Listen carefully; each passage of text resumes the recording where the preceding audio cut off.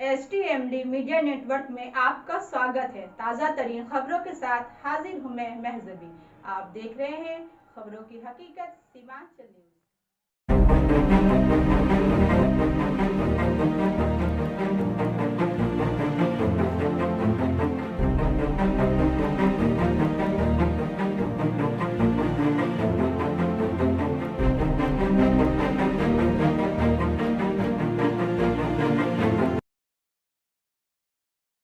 अपने देश में विकास को लेकर एक से एक बढ़कर योजनाएं आईं, लेकिन कृषि नीति को लेकर ठोस पहल नहीं किए जाने की वजह से देश के किसान बदहाल हैं। अगर भारतीय संसद की बात करें तो वहां पर किसानों के लिए आवाज़ उठाने वाला कोई नहीं है। यह कहना है अपना किसान पार्टी के केंद्रीय नेता संस्थापक जयलाल सिंह कुशवाहा का। अगर किसान हित के लिए जब कभी किसान संगठित होकर आवाज़ उठाते हैं तो सरकार मांग सुने बिना, मांगों पर विचार किए बिना सरकार दमन कर देती है। श्री कुशवाहा ने बताया कि किसानों मजदूरों के हित के लिए ही उन्होंने अपना किसान पार्टी का गठन किया है। आगामी लोकसभा चुनावों में अपना किसान पार्टी के द्वारा बिहार तथा मध्य प्रदेश में उम्मीदवार खड़ा करेगी। महागठबंधन में शामिल होंगे या एनडीए में शामिल होंगे, इस सवाल पर अपना किसान पार्टी के अध्यक्ष जयलाल सिंह कुशवाहा ने कहा कि केंद्रीय कृषि नीति लागू करने तथा किसानों के हित की रक्षा करने के लिए जो गठबंधन हमें साथ देंगे, अपना किसान पार्टी उसमें शामिल होगा। अपना किसान पार्टी से जयलाल सिंह कुशवाहा इस बार आगामी लोकसभा चुनाव में अपनी सशक्त दावेदारी पेश करेंगे। अपना किसान पार्टी के राष्ट्रीय अध्यक्ष जयलाल सिंह कुशवाहा से साक्षात्कार ले रहे हैं सीमांचल न्यूज़ के प्रधान संपादक आलोक शांडली। देखिए मोहम्मद हासिम की विशेष रिपोर्ट। नमस्कार, सीमांचल न्यूज में आपका एक बार फिर स्वागत है। आप मिलने जा रहे हैं सीमांचल के एक ऐसे शख्सियत से जो किसी नाम परिचय का मोहताज नहीं है। इनके बारे में हम बताएंगे जयलाल सिंह कुशवाहा, जो अपना किसान पार्टी का राष्ट्रीय अध्यक्ष है। चाहे कटिहार में किसानों की समस्या की बात करें या फिर जन समस्याओं की बात करें या फिर राजनीतिक पटल की बात करें, जयलाल सिंह साहब वह व्यक्तित्व है जो हर दिल अजीज है। इन्होंने अपना किसान पार्टी को राजनीतिक पटल पर सामने रखा है। आइए रूबरू होते हैं कटिहार के हर दिल अजीज किसानों के नेता, अपना किसान पार्टी के राष्ट्रीय अध्यक्ष जयलाल सिंह कुशवाहा से। सर, सीमांचल न्यूज में आपका हार्दिक अभिनंदन। बहुत शुक्रिया। अपना किसान पार्टी सर आपने एक लॉन्च किया है, जिसकी बहुत सारी राजनीतिक पार्टी भी है, तो एक अपना किसान पार्टी का आपने जो एक राजनीतिक पटल पर रखा है, इसके पीछे क्या उद्देश्य है सर? बहुत ही गंभीर और ज़रूरतमंद प्रश्न आपने उठाया है। मैं आपको बता दूं कि हजारों पार्टियां हैं, लेकिन जो देश की बड़ी आबादी है 70% जो किसान है, और वह किसान अन्न उपजा करके देश को खिलाता है, अपने खाता है, देश की सुरक्षा की गारंटी लेता है, सुरक्षा करता है। या यूँ कहिए कि देश के उत्पादन और देश की सुरक्षा की गारंटी किसके कंधे पर है? किसानों के कंधे पर है। लेकिन आज़ादी के 75 साल बीत गए, अब तक किसानों के लिए मुकम्मल कोई कानून नहीं बना कि उसकी फसल की गारंटी हो, फसल उसका फायदा में बिके, उसका फसल बर्बाद न हो, उसकी फसल का बीमा सुनिश्चित रूप से हो। तो इस तरह करके ऐसा हम कह सकते हैं कि पहली बार हिंदुस्तान की धरती पर, भारत की धरती पर अपना किसान पार्टी बनी है, जो किसानों के बेहतर के लिए काम करना चाहती है। मुख्य रूप से मैं आपको बताऊं कि हमारा ये जो मूल्यों की राजनीति किसान पार्टी करना पसंद करती है। अब तक फितरत की राजनीति हुई, वो फितरत फैला के लोग वोट लेते हैं और सरकार बनाते हैं, और फितरत में 5 साल बिता करके फिर पुनः चले आते हैं चुनाव में। हम लोग इससे हमारी जो बड़ी आबादी है यह हमेशा आहत रही है, और यदि कोई उपाय अच्छा नहीं हुआ तो आगे भी आहत रहेगी। इसलिए यह एक मिशन है और हम लोगों ने तय किया है कि मूल्यों की राजनीति हो। जब मूल्यों की राजनीति होगी, एक एक व्यक्ति समृद्ध होगा, बेकारी की समस्या अपने देश से खत्म हो जाएगी।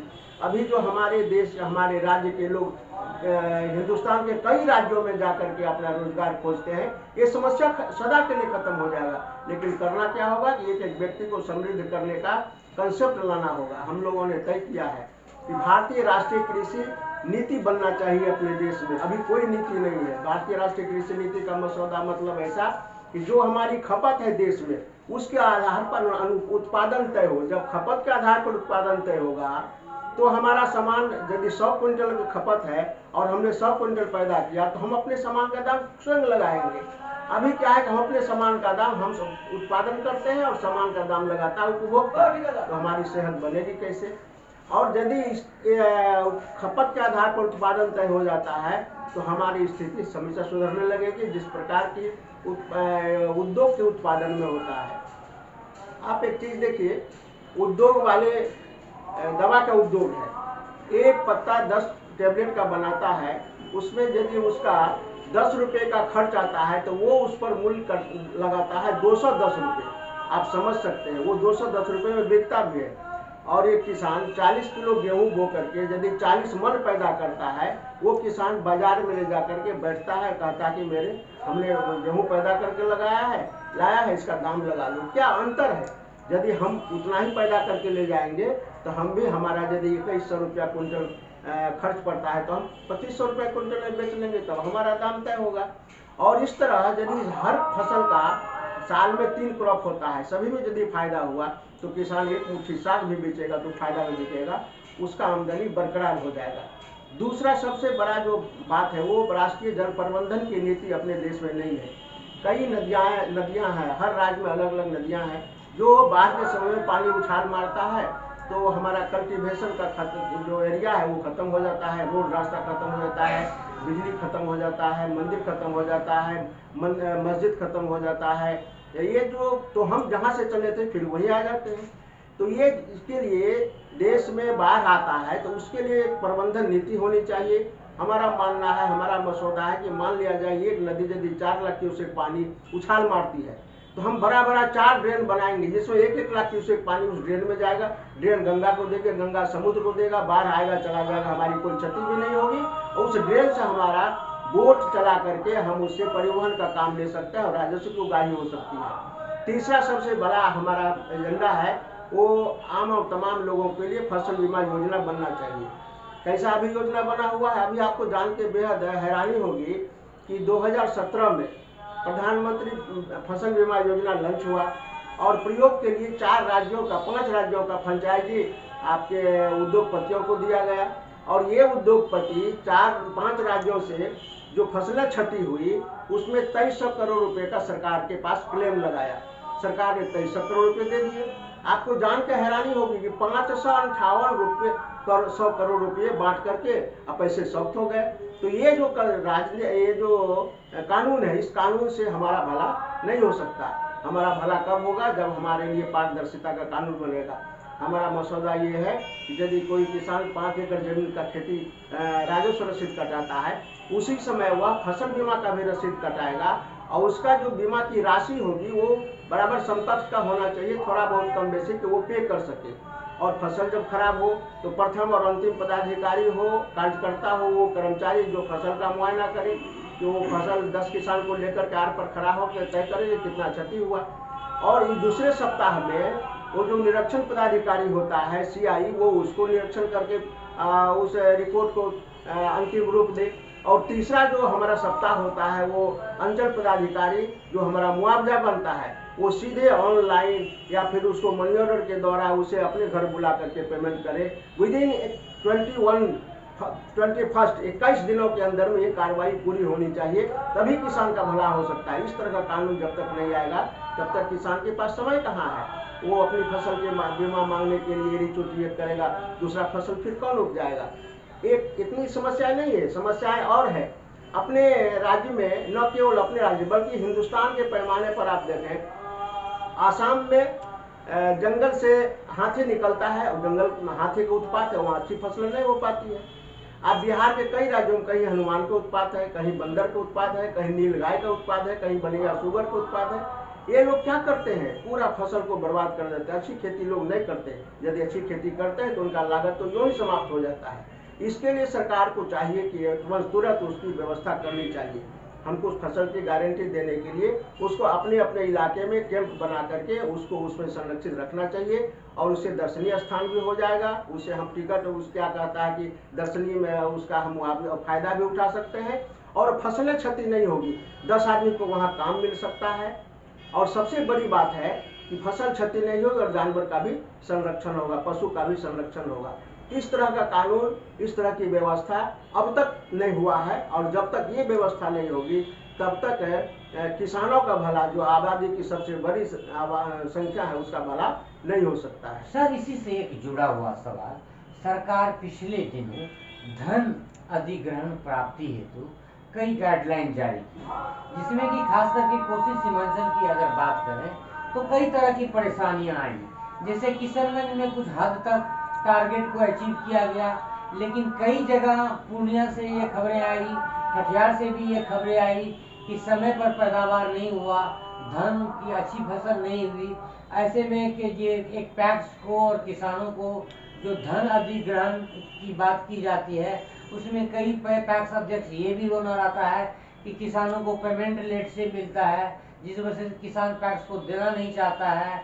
और वहीं पर कच्चा चावल और पक्का चावल, इस तरह की भी कुछ गाइडलाइन हुई है, जिससे राइस मिल लोगों में भी कई तरह की उधेड़ बुन चल रहा है। पैक्स आंदोलन की तैयारी में है। क्या इस संदर्भ में आप कुछ कहना चाहेंगे? हम कहना चाहेंगे कि सबसे बड़ी चीज है कि देखिए, व्यवस्था कौन निर्माण करता है, व्यवस्था कौन बहाल करता है? जो सरकार होती है। सरकार का काम है व्यवस्था, और जिसने जो कानून बनाया, जो व्यवस्था बनाई, मुकम्मल उस पर काम हो रहा है कि नहीं हो रहा है, यह देख रेख सरकार की होनी चाहिए। लेकिन दुर्भाग्य है कि सरकार में जो लोग बैठे हैं, जो मुलाजिम हैं, वो निश्चित तौर से इस काम को नहीं करते। इसके पीछे उनकी मंशा है कि उनकी जो, यदि वो इस काम को करने लगेंगे तो उनकी जो अपना स्वार्थ पूर्ति का काम है वो नहीं हो सकता, बिचौलियों की भूमिका नहीं रह जाएगी। एक दूसरा क्या है कि सरकार कानून बना दी, सरकार भी जानती है कि कानून हमारे जमीन पर नहीं उतरा है, उसके लिए सरकार सोए रहती है। सरकार को इसके लिए जगना पड़ेगा। इसलिए मैंने कहा कि मूल्यों की सरकार तो हुई नहीं। यदि मूल्यों की सरकार होती तो बेकारी की बात आप कहते हैं, ये धान की बात कहते हैं, सारे काम सुधर जाएंगे। ज़्यादा नहीं, 1 साल के अंदर में सारी व्यवस्था सुधर जाएगी और किसी को किसी कमी का दिखाई नहीं पड़ेगा। आज गांव के लोगों को कहते हैं हमारा अच्छा स्वास्थ्य नहीं होता, अच्छे कपड़े नहीं मिलते हैं, अच्छी पढ़ाई नहीं होती है, ये सब कुछ, सब मामला खत्म हो जाएगा। हमारी आमदनी अच्छी हो जाएगी तो हम सब कुछ पूर्ति करने लग जाएंगे। और ये जो पैक्स का जहाँ तक सवाल है, पैक्स वाले लोग, देखिए मैंने तो कहा कि मूल्यों की राजनीति नहीं हो रही है। पैक्स के अध्यक्ष बनते हैं, अध्यक्ष कौन बनाता है? वही जनता बनाती है। जनता को पता नहीं कि किस क्या अधिकार है। तो यहाँ भी हमारी कमी है। इसके लिए अवेयरनेस फैलाने का काम भी सरकार नहीं कर रही है। इसलिए सरकार की मंशा सही नहीं है। यदि अच्छी सरकार होगी तो ये तमाम जो छोटी छोटी समस्याएं हैं सब समाप्त हो जाएगा। सर, एक महत्वपूर्ण सवाल, जैसा कि आपके बारे में हमें जानकारी है, विगत कई वर्षों से विभिन्न राजनीतिक दलों के आप एक नाम, एक शख्सियत, विभिन्न राजनीतिक दलों को आपने मजबूती भी प्रदान करने का काम किया। तो ऐसी क्या आवश्यकता पड़ी कि आपने अपनी पार्टी का गठन किया, अपना किसान पार्टी? देखिए, बहुत ही अच्छा सवाल आपने किया है। मैं विगत 1974 से सक्रिय राजनीति में आया हूँ। उसके पहले मेरी सामाजिक जिंदगी रही थी, समाज सेवा की जिंदगी। क्लास 7th में जब पढ़ रहे थे तब से मेरा रहा था। और एक से एक पठन पाठन के क्रम में भी हम कई स्कूलों में, विद्यालय में कुछ ऐसे काम हम लोगों ने किया, जैसे कि लगा कि भाई, अब एक विद्यालय की मैं बात बताऊं, अनूल लगता है ये बातें।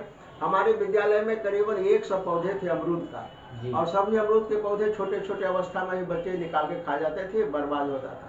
जब हम मॉनिटर हुआ तो वो 100 पौधों में पानी डालना शुरू किया, खाद डालना शुरू किया, तो पौधे तो उससे इतना अमरूद लगा कि लोग, बच्चे खाए सो खाए, वह उससे स्कूल की आमदनी भी बढ़ गई। चलिए, एक काम करने का हमारा तरीका, तो कई राजनीतिक दल की जो बात आपने कहा यह सच्चाई है। जहाँ कहीं भी मैं रहा तो मैं अपने कर्तव्यों का निर्वहन निश्चित रूप से बढ़िया से किया।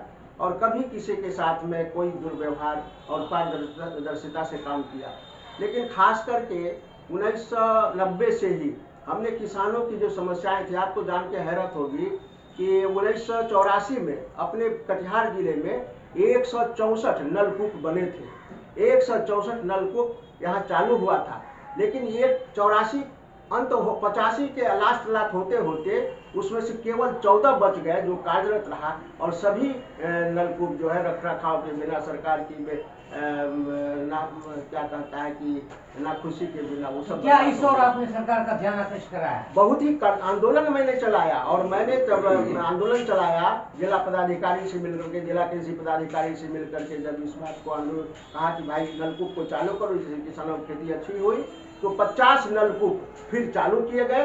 कुल 64 नलकूप लगातार 3-4 साल तक काम करते रहा। अभी की स्थिति है कि नलकूप को कोई पूछने वाला नहीं है, जबकि लाखों का एक नलकूप को तैयार करने में उस समय 3 लाख 3.5 लाख का खर्च हुआ करता था। अभी तो 12-14 लाख हो जाया करेगा।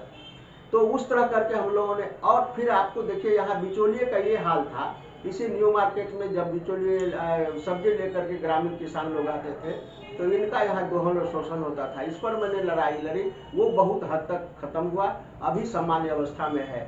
ट्रैक्टर्स पर से सामान लाद करके जो लोग किसान ले जाते थे गुलाबबाग अपना एग्रीकल्चर गुड्स बेचने के लिए, उनको यहाँ से गुलाबबाग जाने तक में 400-500 रुपये वो पुलिस को, बिचौलिए को देना पड़ता था। मैंने उसकी बड़ी लड़ाई लड़ी और ये सारा बंद हुआ। आज बिना पैसे के लोग जाते हैं, आज भी वो अस्थायी है। जब 1993 में मैंने ये लड़ाई लड़ी थी, तो सवेरे से लेकर 11 बजे से लेकर 2 बजे तक पूरा कटिहार जाम था। करीबन 1000 ट्रैक्टर रोड पर चारों तरफ से खड़ी थी। तो इसमें जागृति पैदा हुआ, और जो ट्रैक्टर चालक से जो किसान ले जाते थे सामान, उसमें जो बिचौलियों का काम करता था वो सब बंद हुआ लगातार। लेकिन उसके बावजूद भी कई दल में हम नीतीश जी के साथ भी काम किए हैं, हमने कर्पूरी जी के भी साथ काम किया, हमने लालू प्रसाद यादव जी के भी साथ काम किया। लेकिन हमें तब महसूस हुआ 2016 में, हमको ऐसा लगा कि जहाँ से मैंने जन्म लिया, जिस मिट्टी से हम पले बड़े, उसके गंध से बड़े हुए, उसके लिए यदि कुछ नहीं किया तो राजनीति का कोई मतलब नहीं बनता है। इसलिए हम किसान हैं, किसान के घर में जन्म लिए हैं, और किसान के लिए काम करना है, ये मैंने मन बनाया। और देखा कि पूरे देश में, अब देखिए कि हिंदुस्तान में वो जो काजू, किशमिश, छोहरा, सेब, संतरा, अंगूर, बेदाना की खेती करने वाले का भी वही हाल है जो हमारे यहाँ धान उगाने वाले का हाल है, आलू उगाने वाले का हाल है। क्या मतलब ये है कि जो अंगूर है, अभी वहाँ लोग जब सीजन में 2 से 2.5 रुपये किलो, 3 रुपये किलो बिकता है जो अंगूर हम लोग यहाँ खाते हैं। आप समझ सकते हैं कि 2-2.5 रुपये किलो बेच करके किसान को क्या मिलता होगा। वो भी काला पड़ा हुआ है। केसर की खेती करने वाला काला पड़ा हुआ है, बेदाने की खेती करने वाले भी मुहताज है, अच्छी स्थिति में। इसलिए कि हमारे यहाँ कृषि कानून नहीं है, कोई उत्पादन का मापदंड नहीं है, हमको कितना उपजाना है, कितना हमारी खपत है, इसका कोई मापदंड किए बगैर अभी आप जान के आपको बेहद आश्चर्य होगा, पूना, कई जो मध्य प्रदेश जो 2-3 राज्य हैं, वहाँ प्याज की खेती होती है। अभी प्याज की खेती मुकाम पर पुणे में 250 से 300 रुपये किलो, 2 से 2.5 रुपये किलो बिक रहा है। आप समझ सकते हैं कि 2 से 2.5 रुपये किलो यदि प्याज बिकेगा किसान का, तो उसको क्या मिल सकता है। लेकिन ऐसा इसलिए है कि अधिक उत्पादन हो गया, अधिक एरिया में खेती की गई और मौसम बढ़िया मिला, इसलिए उत्पादन अधिक हो गया है। तो ये यदि यहाँ पर हमारा कानून हुआ होता, हमारी खपत जितना है उसके अनुसार उत्पादन करना है। एक किसान को यदि 25 एकड़ जमीन है और यदि हमको एक पत्र मिलता है कि आपको 15 एकड़ में खेती करने से उत्पादन पूरा हो रहा है, खपत का पूरा हो रहा है, तो आपको 15 एकड़ ही करना है, तो हम 15 एकड़ खेती लगाएंगे। उसमें हमारा लागत कम होगा, टेंशन कम होगा, और उससे जो फसल उत्पादन होगा वो गारंटी हमको अच्छे दाम में मिलेगा। 10 एकड़ जमीन तो हमारा रेस्ट करेगा। अभी तो कोई कानून व्यवस्था नहीं है, हम पूरे के खेत में करते हैं, पैसे लगाते हैं, पैसे हमारा रिटर्न नहीं आता, सब डिस्ट्रॉय हो जाता है। इसलिए भारतीय राष्ट्रीय कृषि नीति अति आवश्यक है। क्या यह नीति बननी चाहिए कि नहीं बननी चाहिए? बिल्कुल सर, एक सवाल, महत्वपूर्ण सवाल। अब लोकसभा चुनाव सर पर अगले साल, आप अपना किसान पार्टी क्या लोकसभा चुनाव लड़ेंगे? हमारी पार्टी बिहार में कम से कम 6 जगह पर प्रयास कर रही है। आप महागठबंधन के साथ अलायंस करेंगे या एनडीए के साथ? हमारा मतलब है हमारे मिशन से, यदि हमारा मिशन पर जो पार्टी हमारे साथ गठबंधन करेगी या वो कहेंगे कि आपका मिशन चलेगा और आप यदि हमारी सरकार बनती है तो आपके मिशन पर हम काम करने के लिए तैयार होंगे। भारतीय राष्ट्रीय कृषि नीति बनाना, भारतीय राष्ट्रीय जल प्रबंधन की नीति बनाना, फसल बीमा योजना आम और तमाम लोगों को बनाना, हर देश के पूरे हर राज्यों में जो पशुओं के द्वारा जो फसल का अनुपात होता है उसके लिए कैंप बनाकर। आप अपना कैंडिडेट केवल बिहार में उतारेंगे या देश के अन्य हिस्सों में भी उतारेंगे? अभी तो बिहार में और मध्य प्रदेश में 1-2 सीट पर उतारने का सवाल बन रहा है। जैसे कि हमें जानकारी मिली सर अनौपचारिक तौर पर, इस बार आगामी लोकसभा चुनाव में आप यहाँ कटिहार लोकसभा क्षेत्र से सशक्त दावेदारी पेश कर सकते हैं, एमपी का चुनाव लड़ सकते हैं। आप क्या कहना चाहते हैं? मेरी मंशा है कि साथियों ने तो सवाल रखा है और हम लोग इस पर फैसला लेने वाले हैं जी कि किसानों के हित के लिए ताकि किसानों का असली नुमाइंदा पार्लियामेंट पहुंचे, किसानों की हित की रक्षा करे। जहाँ कानून बनता है वहाँ किसान है नहीं, वहाँ जब तक किसान नहीं जाएगा तब तक अपना हक वहाँ मांग नहीं सकता है, अपना हक मांगेगा। इसके लिए हम प्रयासरत हैं और कटिहार पर भी हमारी नज़र है कि कटिहार निश्चित तौर से कंप्लीटली ये एरिया कल्टीवेशन का एरिया है। नाम पहचान परिचय के आप मुमताज नहीं हैं और लोकसभा चुनाव में अगर आप उम्मीदवार बनते हैं तो आपको क्या लगता है कि यहाँ का जनाधार के प्रति आप कुछ बोलना चाहेंगे? यहाँ के जनाधार से क्या मतलब? लोकसभा क्षेत्र कटिहार जिला जिसमें कि लोग आपको पूर्व से जान रहे हैं विभिन्न राजनीतिक दलों से, अब जानेंगे लोग आपका अपना किसान पार्टी से, जिसका कि आप लोकसभा क्षेत्र के उम्मीदवार प्रबल दावेदार भी बताए जा रहे हैं, हमें जैसी की जानकारी मिली। तो इस संदर्भ में जो आगामी लोकसभा चुनाव के लिए आपकी मतलब अपनी तैयारी और जनता से संदेश मतलब यह क्या अपील करना चाहते हैं ये जानना? हम तो अपील करेंगे अपने कटिहार संसदीय क्षेत्र की जनता से जी कि फितरत की राजनीति आप लोगों ने बड़ी लंबे समय से किया है, क्या मिला नहीं मिला भी जानते, आप भी जानते हैं। अब मूल्यों की राजनीति करिए, फितरत की राजनीति को छोड़िए। जो 70% की आबादी है उसका कोई जात नहीं होता, वो उसकी जाति खेत है और खेत नहीं उपजेगा तो खाओगे क्या?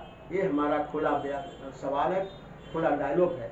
इसलिए खेत को सुदृढ़ करने के लिए जहाँ की सबको शांति मिले उसके लिए एक बार आप चुनाव करिए और किसान के लाल को चुन करके देश के पार्लियामेंट में भेजिए कि किसानों की चर्चा वहाँ हो, किसानों के लिए कानून बने। इसी मंशा के लिए हम अपने कटिहार कम से कम कटिहार संसदीय क्षेत्र के जनता से अपील करना चाहिए। अगर आप एमपी बन जाते हैं सर, कटिहार की जनता आपको लोकसभा सांसद बनाते हैं तो ये एक महत्वपूर्ण मतलब क्या क्या आपके मन में कुछ योजनाएं है जो हम कटिहार होली पर्व होने वाला है, होली समारोह होने वाला है, इसके लिए आपको अपील करूँगा। सीमांचल न्यूज से बात करने के लिए सर आपको बहुत बहुत धन्यवाद। आपको भी धन्यवाद।